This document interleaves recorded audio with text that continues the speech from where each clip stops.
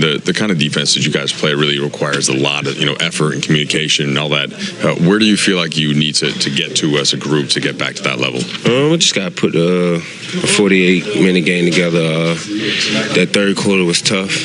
We let our offense mess up with our defensive energy, and it was just tough to fight back. Do you get the sense of like the NBA, there are the ebbs and flows to it, but obviously playoffs are coming up soon. Do you feel like you guys do have enough time to get back to that level? For sure. We needed the adversity, especially being a new team. We get to learn a lot about each other. During tough times, you usually don't see things when you're winning. So we got the chance to grow, and we're gonna use this opportunity to grow. Is there one area of the game tonight that you're like, if we clean this up, we'll give ourselves a better chance in Indiana? For sure. Just got to rotate a little quicker and box out. But I feel like that third quarter, we let our offense mess with our defensive energy. We've talked with JJ. He's talking about over the past couple of weeks some of the bad habits developed defensively. With only 11 games left, I guess is there confidence you guys can get back to that level because you have reference points of what it looked like at a higher level defensively? For sure. We told on ourselves. We showed we can do it. So, it's up to us. We got to hold each other accountable and do it.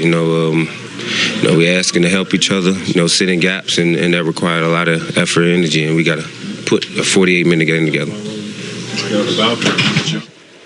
All right, guys, big shot. Time for a little Access 360.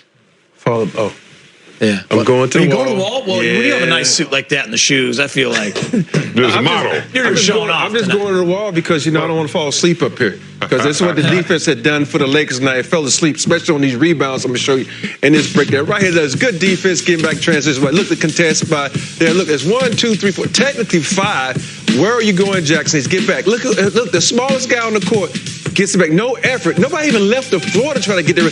Move the ball, get it back to who? The guy who tipped the ball out. KCP knocked down 3. Splash. Can't have that.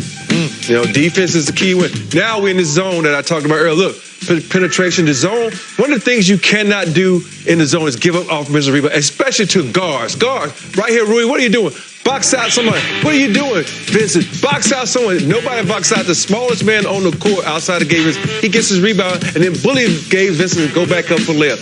Offensive rebound. Now we get a good shot right here. We got good defense, really good contest. I like that. But now we got to box out. LeBron, look around, move, and box out someone. If you just take one step to your right, you box this guy out. But look, wrong rebound. I know it didn't go to the elbows like it usually does. But that time they got now, you get the best player on the court. Splash, 3-point play. Jump shot. And that's one of the things about when you try to play a zone, from high school to middle school to even college, they tell you have to box out in the zone. You have to put your head on the swivel if you're going to try this zone because that'll kill you. You got to box out. You know that. Even that guy would know that. Everybody knows that when you play a zone, that's the main thing you give up is offensive rebounds. Yeah, I was a 6'1" power forward in high school, so I could box out. He knew how to box out. By the way, it's like a wedding suit. That suit is nice. Wow, 3-piece. Don't get ready to go to a wedding after this. Oh, yeah? Great breakdown. Monday wedding, huh? It's a late night. Monday. That's a good time. Brez? Yeah. LA struggling on the road. Yeah, Geet, 15-19 on the road. If you take the top 6 teams in the East, the top 6 in the West, guess who has the worst road record? The Lakers. Why is that pertinent now compared to a couple weeks ago? When they were second in the West, you could say, okay, we'll worry about the road in the conference finals if we get there and OKC gets there. That's what the Lakers' mindset might have been. But now they're tied for 4th, only a couple games ahead of Golden State, who's right back there in 6th, and 3 games ahead of Minnesota for the play-in tournament. Minnesota lost tonight, so that's good for the Lakers. Now the road becomes a little bit more of a factor. You got to play better on the road. And a little oddity, even more odd now. Lakers now 13-15 against the East. That's not the power conference other than those 2 or 3 teams. So definitely some weird losses against that conference, Keith. Yeah, that one, Charlotte, obviously. Brooklyn comes down. A couple of those games that few of them just kind of let slip away. Orlando. Atlanta. Chicago. All right.